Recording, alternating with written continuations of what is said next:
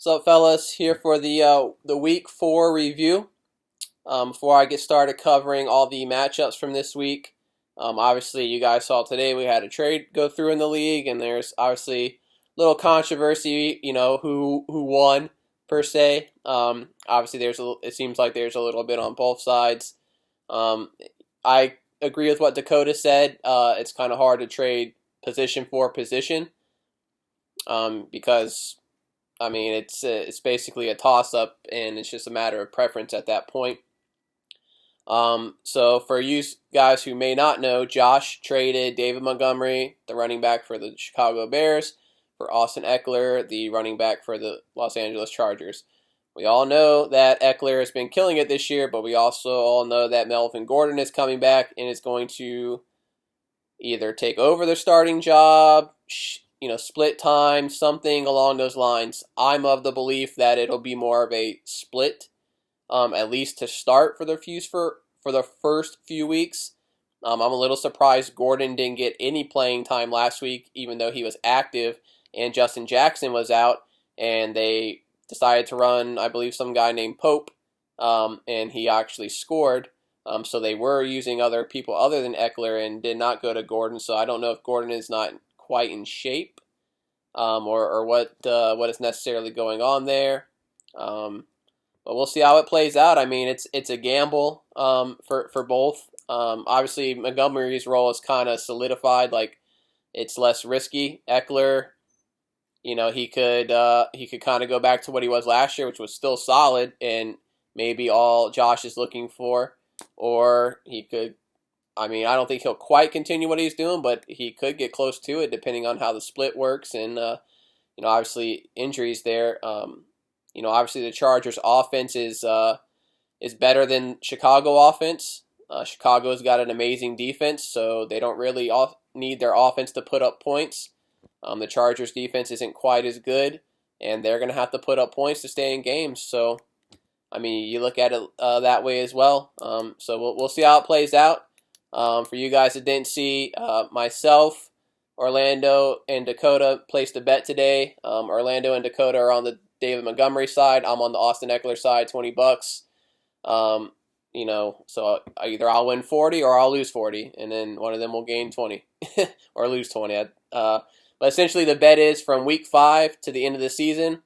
Whichever player averages the most points throughout the year, and it also has to be with each player at least being active for 6 games. So if one of them gets hurt this week and out for the season, then the bet is canceled. And also I wanted it to be where they were active. That way, if for some reason Montgomery loses faith in the coaching staff, or Ekeler, just doesn't get any play time for a game, it still counts because they were still eligible to play. Obviously, if they're injured, they're not eligible to play. That's a little different. But they got to play at least six games. So see how that plays out. We'll get into the matchups here from this week. Obviously, I basically had a free bye week. I was playing against Josh, and I won this matchup.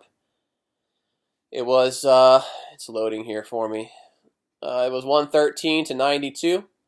So not a very close game.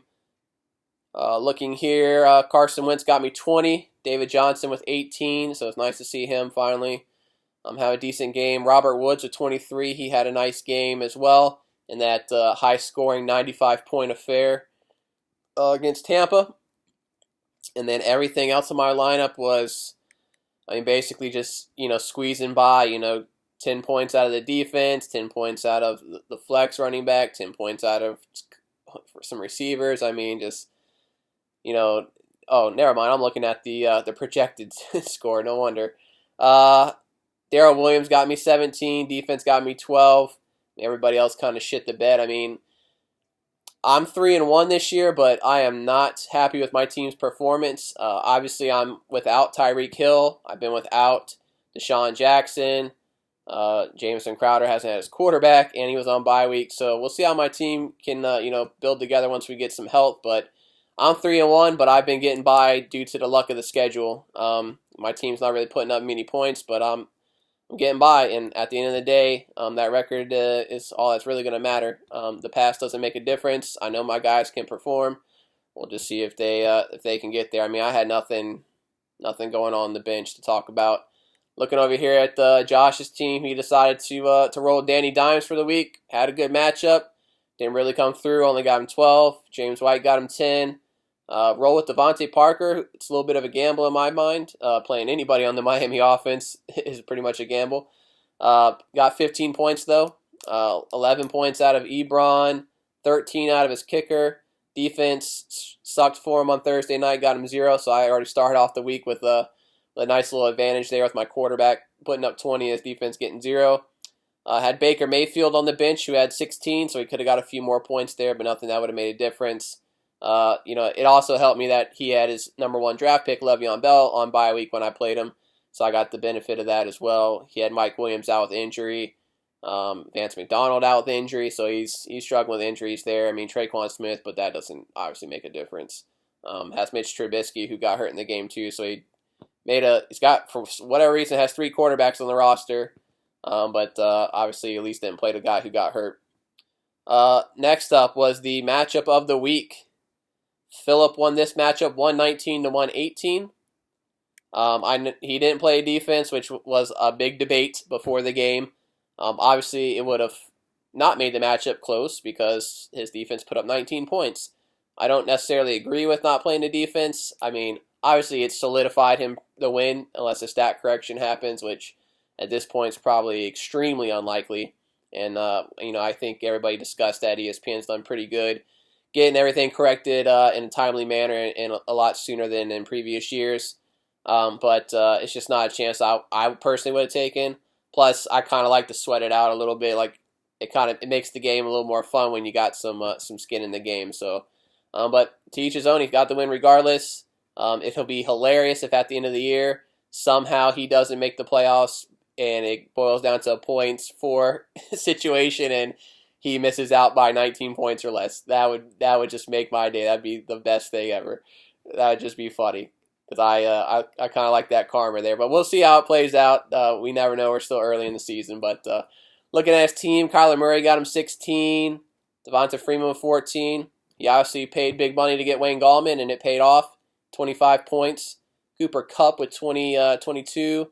Hooper with 17.5. I mean, he's had a nice little season so far. I'm sure some inconsistency is going to come soon with him, but he's been killing it and makes me mad because I dropped him after week 1 for T.J. Hawkinson in another league of mine. Nothing going on his bench, obviously, besides the defense who got him 19. Obviously, he had the Redskins defense too. Not really sure why he's carrying 2 defenses, but to each his own. But both would have given him points, so it doesn't make a difference. Looking here at Fat's team, obviously the number 1 team in the league. Power rankings will be out at the end of this video. He is going to remain the number 1 team, so the loss didn't hurt him there. It just makes him tie with a bunch of other people. I'm glad to see there's no undefeated teams. That makes things a little fun. Be nice if there wasn't any winless teams, but some people just can't cut it sometimes. Dak didn't perform well for him. Only got him 7. McCaffrey just performs every week. He could set a record for touches in an NFL season this year. I wouldn't doubt it.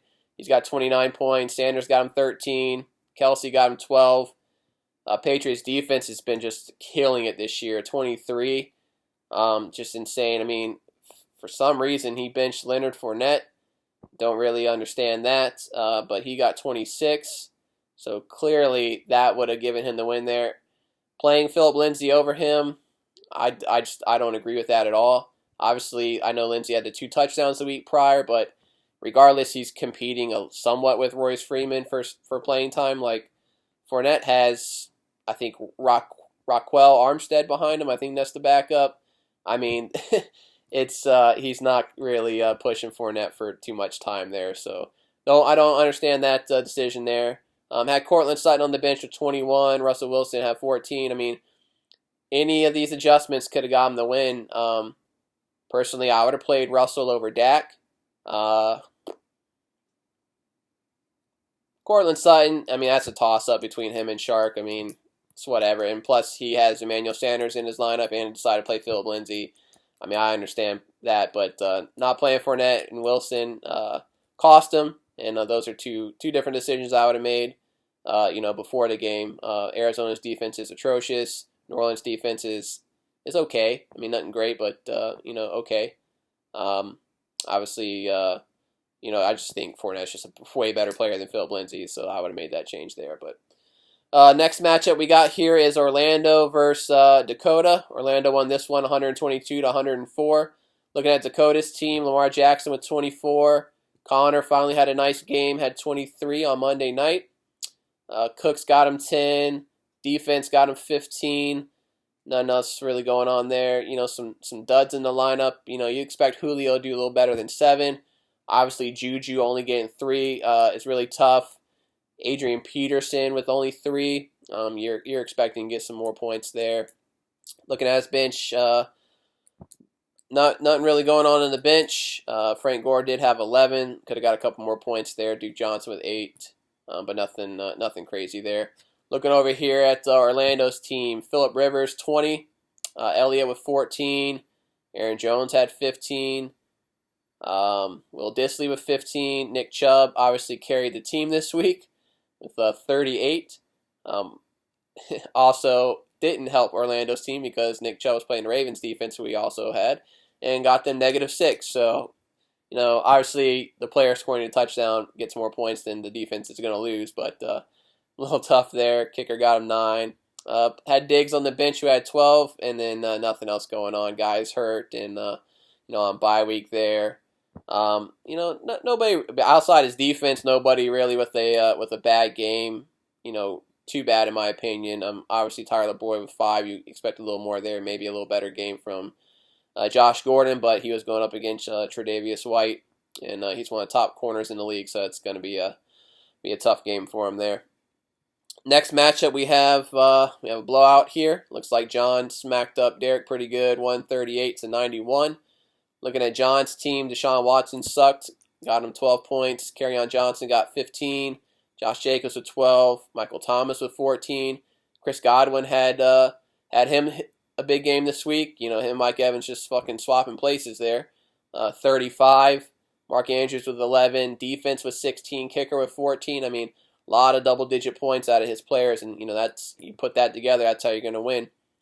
Marquise Brown only had 4. He was supposed to have a big game with both starting corners for the Browns being out, so I'm not really sure what happened there. They obviously were trailing in that game, so you expect them to be pretty involved. Just didn't happen. Sammy Watkins with another small game, 5 points, but he didn't really need it this week. Looking at his bench, Tyrell Williams had 11, Allen Robinson with 11, just decent games out of those guys. Nothing too crazy. Looking over here at Derek's team, Andy Dalton with 3.6. That just sucks. I mean, Pittsburgh's defense is not great. They've done better since they've acquired Fitzpatrick from the Dolphins. I don't know what else is available on the waiver wire. Obviously, I see he has Garoppolo on the bench, and he was on bye week. I'm not sure how to win with Andy Dalton, but, like I said, I'm looking at it after the fact, and I don't know what else was available. Todd Gurley had a nice game, had 23. Chris Carson with 17. Galladay had 21. Jarvis Landry had 21. Also got hurt in that game. 0 out of Hardman. 0 out of the Rams defense. 1.5 out of Olsen. 1.6 out of Thielen. 3 out of his kicker, who, if you guys didn't know, I believe he's been placed on season-ending IR, so he'll need to get a new kicker.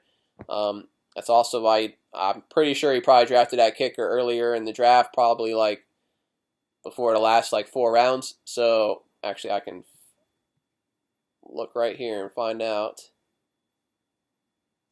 Okay, he's drafted in 12th round, so probably a couple rounds too early. It's not, I guess, atrocious, but that's one reason why you don't draft kickers early. Just a rough day for his team. Mohamed Sanu on the bench with 14. Ronald Jones on the bench with 15. His role is expected to increase, to my understanding, so that should be a benefit to the team there. Next up, got Michael versus Garrett, number 2. Michael won this one 107 and 92. I've talked to Garrett, I believe Monday, about his team. Not really sure what happened with the T.Y. Hilton situation.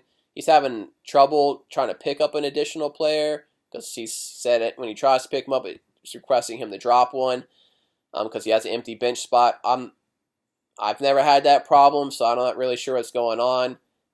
But he's aware, so I just want to let everybody know he is active. He did pay his dues. At this point, I've gotten everybody to pay, so we're all good there. It is what it is, I guess. If he wants to press the issue, I'll try to see what I can do to help him out to get that resolved. Jared Goff had 21. Kamara had 10. Derrick Henry with 11. Mike Evans had 17. Obviously, Hilton didn't play. He had him in the lineup. Delaney Walker with 1. Broncos defense got him 0. Alshon got 11. Kicker got him 15. And nothing going on his bench. He does have A.J. Green on the bench, Drew Brees. These guys will come back. He could put either one of those guys should be eligible for IR. But to each his own, I guess. Michael had Aaron Rodgers 25, Dalvin Cook was 16, LaShawn McCoy was 16, and everybody else had single digits. But it was enough to get by this week. John Brown had 9. Most of his guys got pretty much projected score. Edelman only had 5. But we all know that was a pretty tough matchup there. Vikings defense only had 4. Obviously a low-scoring game there with the Bears. Looking at the bench, Hawkinson on the bench with 10. Would have got him like another point, so nothing, no big deal there. Some injuries on the bench. Obviously he was smart, didn't play Melvin Gordon. But that's a decision he's going to have to make moving forward. You going to put him in or not, or maybe he'll wait till he actually sees Gordon play and then decide to put him in. We'll see what happens there. And then the last matchup, basically the lovable losers of the week, both of them scoring low. Garrett got his first win, 90-76 over Dalton. Obviously, Dalton beat me last week, so I can't really talk too much. Looking at Dalton's team, Matt Ryan with 16, Eckler with 27, and Kicker had 10. Everybody else was single digits. Vernon Davis with 1, Kenny Stills with 3, defense got him 2, Metcalf with 1. Hopkins has been struggling a little bit, so I don't know what's going on there, but hopefully they resolve that. He only had 5. Marlon Mack with 4. It's a tough day for those guys. Did have Jordan Howard on the bench with 31. You never know there. Obviously, if you would have put him in the lineup over, really, you could. The only person would really have been Kenny Stills, in my opinion. I don't know if I would have done that or not. I have no clue. It's hard to say after this point. But obviously that would have swung things in his favor, so he might be kicking himself a little bit there. Looking at Garrett's team, Mahomes at 18, and I believe it's tough, but that's like a bad game for Mahomes. So Devonta Adams had 23. Obviously he has turf toe. At this point, I don't think he's expected to play this week, but we'll have to keep an eye on that and see how that goes. Sterling Shepard with 13, Zach Ertz with 10. Nothing else going on. Nobody on his bench did anything. Had a couple guys on bye week. Obviously played the right quarterback this time. I don't think he will make that mistake again. Curtis Samuel only had 5. Rex Burkhead with 1. Joe Mixon only had 8. Jags defense had 1. So just some low-scoring guys on his team, but he was still able to pull it out there. So that wraps up the week.